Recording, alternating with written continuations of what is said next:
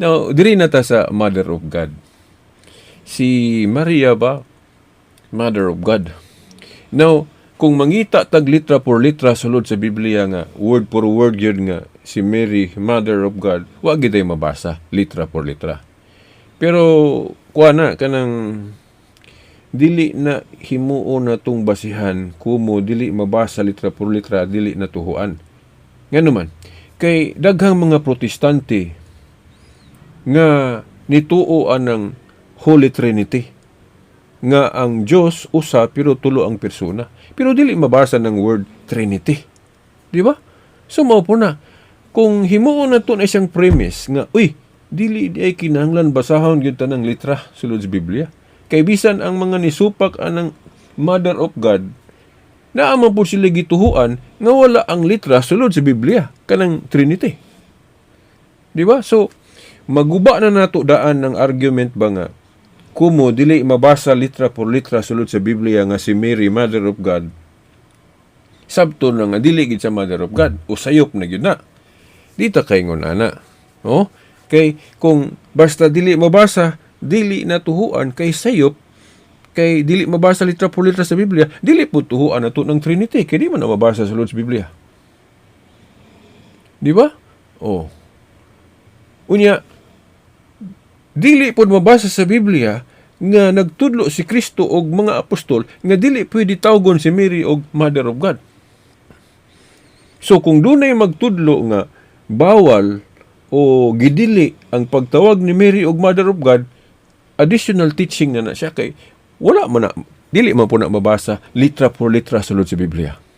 So kung ang basihan litra por litra, wala gi mabasa pod nga gibawal ang pagtawag ni Mary og Mother of God.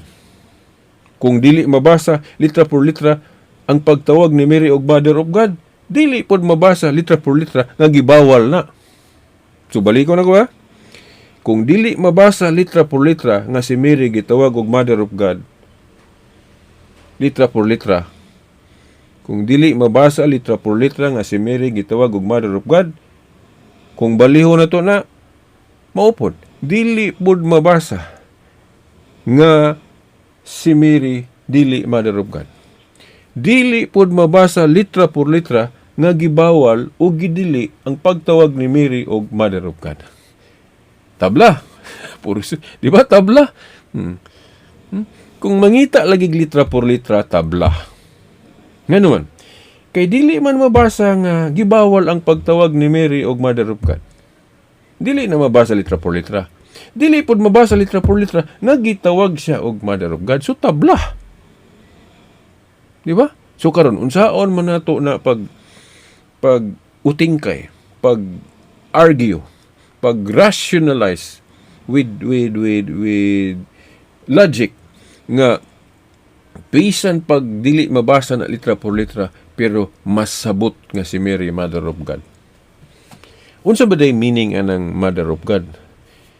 Mother of God gikan na sa Greek nga Theotokos. Unsa mo nang Theotokos?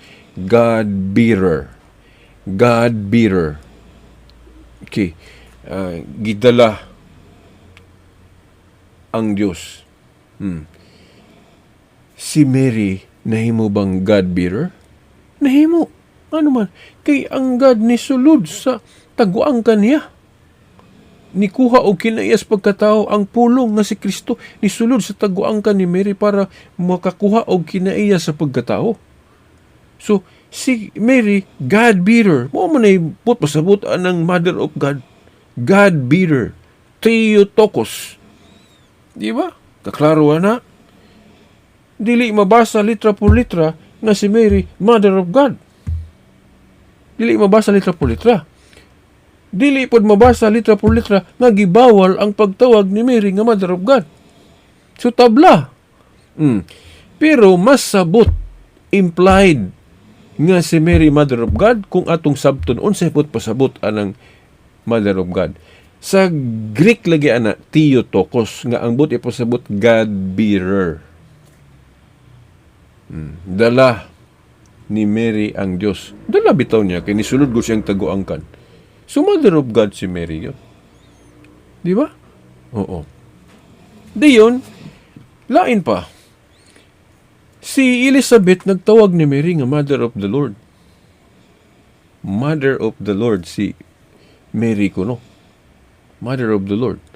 Unya, kung gamit ang logic, syllogism, kung nagtawag si Elizabeth ni Mary nga Mother of God, Mother of the Lord, unsa man ang pagka-Lord ni Jesus? Ginoo sa tanan. Lord of all. Buhat 10:36. Si Jesus, Lord of all. Unya, sa Roma 10:12, kanang Lord of all, God. So therefore, si Mary, Mother of God. Kadtong pag-ingon ni Elizabeth nga si Mary, Mother of the Lord, sama ra nga niingon siya, Mother of God. Kano man, kay kanang pagka Lord ni Jesus, Lord of all man. Nya kanang Lord of all, God man na.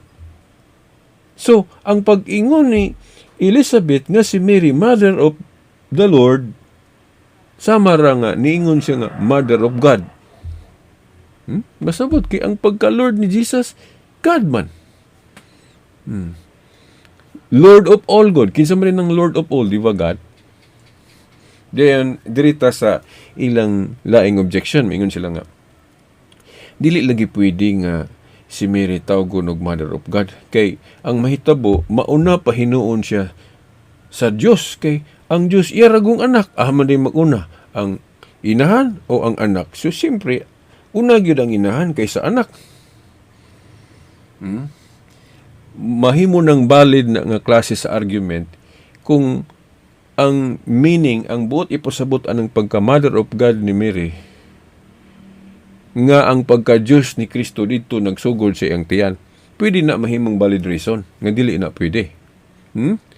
Kung ang buot ipasabot anang pagtawag ni Mary og Mother of God, nga ang pagka-Diyos ni Kristo dito ay nagsugod sa taguangka ni Mary, so mahimong valid na nga argument nga supakan yun na.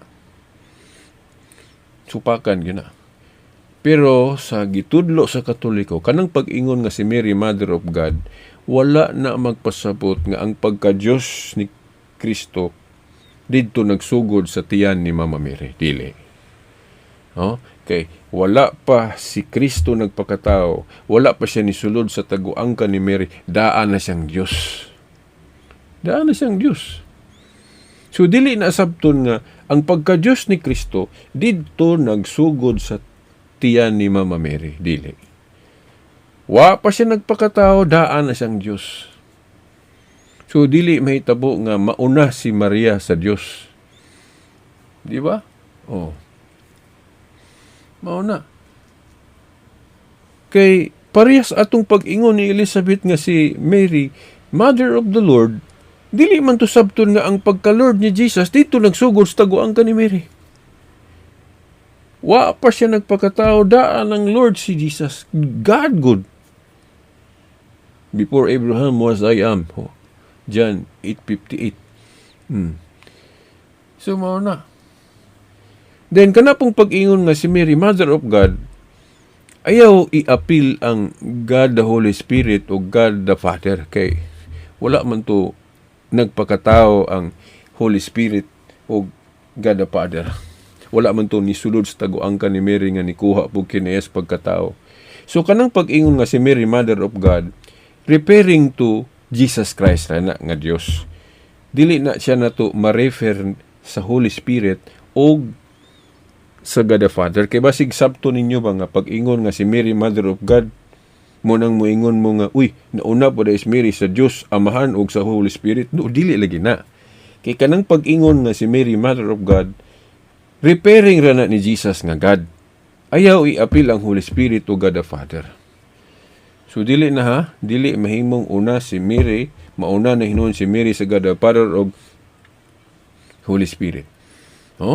Kay wala man to gipanganak ang God the Father o Holy Spirit, wala gipanganak ni Mary. Maglaruhanay tana. So, dili kanang pag-ingon nga Mother of God si Mary, si Jesus ra ang gipasabot ana nga God. Mother of God, si Mary. Si Mary, Mother of God, Jesus Christ. Unya, dili sabton nga ang pagka-Diyos po ni Kristo dito nagsugod sa tiyan ni Mary. Dayon, sama ra lagi pag-ingon ni Elizabeth nga si Mary, Mother of the Lord, wala mo po na magpasabot nga ang pagka-Lord ni Kristo dito nagsugod sa tiyan ni Mary, dili ingon ana ang pagsabot. Kay parehas ra na god sa maghimo tag example katong si Ferdinand Marcos, yang mama si Josefa Idralin Marcos, di ba? Di ba si kanhi Ferdinand Marcos, ang iyang inahan si Idralin Marcos man, Josefa Idralin Marcos. Si Josefa Idralin Marcos, inahan sa atong kanhi Presidente Ferdinand Marcos. Oh. Pwede man na. Pwede ingno nato nga si Josefa inahan sa atong kanhi Presidente. Sabton ba na nga ang pagka-presidente ni Ferdinand dito nagsugod sa taguangkan ni Josefa? Dili uy. Pero pwede ta musulti ana. Di ba? Si Josefa Idralin Marcos kanhi inahan sa atong presidente nga si Ferdinand Marcos. Sabton ba na nga tungod kay si Josefa inahan siya kanhi presidente, sabton na dayan nga ang pagka-presidente ni Ferdinand dito dahi gasugod sa tiyan ni Josefa? Dili uy. Pero mahimong mo ingon ta na kay nahimo man yung presidente si Ferdinand nga ang iyang inahan si Josefa. Maupor na. Ang pag-ingon na to nga si Mary, inahan sa Diyos nga si Kristo, dili na sabton nga ang pagka-Diyos ni Kristo dito nagsugod sa taguangkan ni Mary. Dili. Aron dili lagi ito malibog, ato lang untang mupokus lang unta taon sa Griego anang Mother of God nga teaching sa Catholic, doktrina sa Katoliko. Ang pagka-Mother of God ni Mary, sa Greek ana, Theotokos. But pasabot, God-bearer. God-bearer. Ang but pasabot anang Mother of God. Mangutan ako, si Mary, nahimo bang God-bearer? Nahimo. So kung nahimo din God-bearer si Mary, so Mother of God siya. Malibog lang yun ka kung imong sabto na nga ang pagka-Diyos ni Kristo dito nagsugod sa tiyan ni Mary nga mahimong nauna pa noon si Mary sa Diyos. Dili. Kay wala pa lagi nagpakatao si Jesus. Daan ng Diyos si Jesus. Wa pa siya ni adtos tiyan ni sulod. Naana. So dili siya mauna. Dili mauna si Maria sa Diyos nga si Kristo. Kay wa pa nagpakatao si Kristo, Diyos ng daan si Kristo. Pero mahimong tawgo na to siya, inahan sa Diyos. Kay God-bearer man siya. Parihas ko atong mingon nga si Josefa Idralin Marcos kanhi inahan sa atong na presidente nga si Ferdinand Marcos. Pwede man na. Bisag wala magsugod ang pagka-presidente ni Ferdinand dito sa taguangkan ni Mary. Kay daan naman to siyang gipanganak ni Josefa. Aya siya na himong presidente. Di ba? Pero pwede ta mo ingon nga si Josefa Idralin Marcos kanhi inahan sa atong presidente. Ayaw lang lagi sabta nga ang pagka-presidente ni Ferdinand dito nagsugod sa taguangkan ni Josefa. Maupo na. Kanang pag-ingon nga si Mary inahan sa Diyos nga si Kristo, tungod kay God-bearer ang but pasabot anang pagka-Mother of God niya. Oh. Ayaw lang yung sabta nga ang pagka-Diyos ni Kristo dito nagsugod, gibuhat dito stiyan, no? Ayaw. Kay masipyat yung kana. Maminaw tas Katoliko parang makasabuta. Oh. Then sa mubo gyud ang simbahan nga gitukod ni Kristo pillar and foundation of truth. Unya Holy Spirit ang ga-guide. Unya giingnan pa gyud ni Kristo ang iyang simbahan. Ang naminaw ninyo samarang naminaw nako. Ang wala maminaw niyo sa minaw nako. Denoting infallibility sa iyang teaching faculty. So kung ma-prove na to sa history nga kining simbahan Katoliko mao ni ang sumpay sa simbahan nga gisugda ni Kristo, amang gilaing simbahan nga sumpay gyud sa history.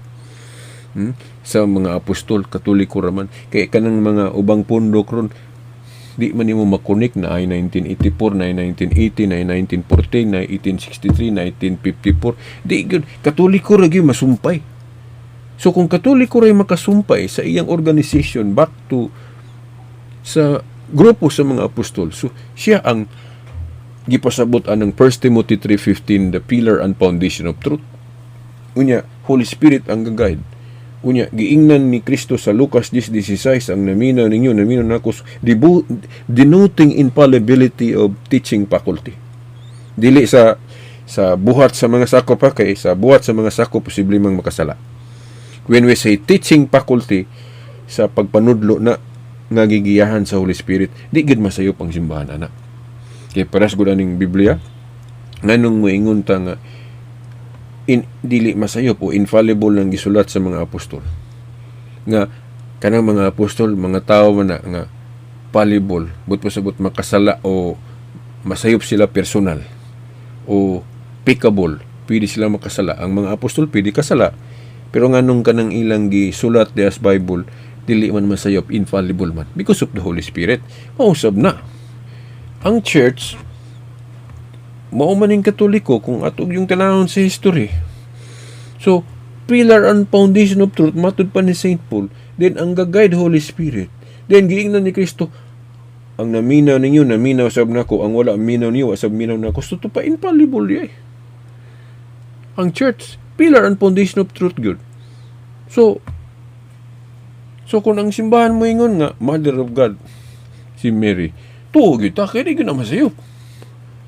E kung moingon kag nasayop sa tupa, nasayop ang Holy Spirit sa paggiya. Di ba? Oh.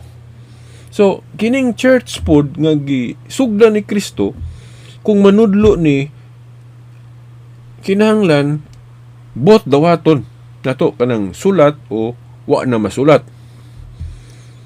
Kay kung sula eskriptura ra gyud imong nasi mong hunahuna, adi gyud ka motuos matuod nga simbahan. Mao na nga kanang sula eskriptura, kuha na siya kanang sana kana bang kaakit-akit na siya nga teaching, pero deceptive, no? Nganong kaakit-akit o nindot kay nang teaching nga sula eskriptura, Bible alone. Nindot kay paminawon kay Bible good, Word of God. Pero ang deception ana kay kung ang imong interpretation Bible alone sa tupa, ay kana ra gyud ang naas Biblia. Nasulat gyud sa Biblia ang tibuok tinuod kamatuoran. Wala man na masulat sulod sa Biblia ang tibuok kamatuoran. Pagkadaghang wa masulot sa Biblia. Mo bitaw ni ingon si San Pablo, barog kamo nga malig-on sa mga tradisyon nga among gitudlo kaninyo pinaagig wali nga binaba o sulat. So si Pablo klaro kaayong Katoliko.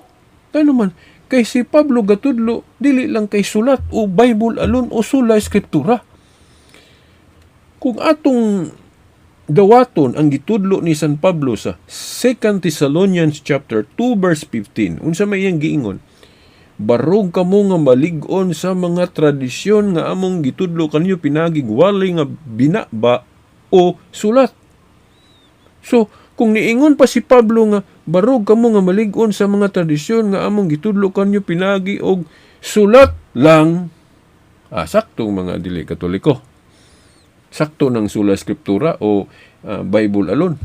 Pero ang gitudlo ni Pablo 2 Thessalonians 2:15, barog kamo nga malig-on sa mga tradisyon nga among gitudlo kanyo pinagig wali nga binaba sa tupa wala masulat o sulat. Sa tupa unwritten tradition o written. Mao na word of God. Written o unwritten. So, dili kay sulat lang. So, sayop ng sola escriptura. Ang sakto yun, sola verbum Dei. Kung mugamit tag pulong sola, kailangan i-qualify yun nga duha ka klase ang Word of God. Sulat o wala na masulat. Written o unwritten. Mao gyud na say Word of God. Sola verbum Dei. Only the Word of God. Pwede man ta mo gamit og pulong sula. Basta ayaw i-specify sa sulat lang. Kay si Pablo wala magtudlo og sulat lang. Ang giingon ni Pablo, tradisyon nga gitudlo na lang pinagi sa baba o sulat. Igamit man siya or.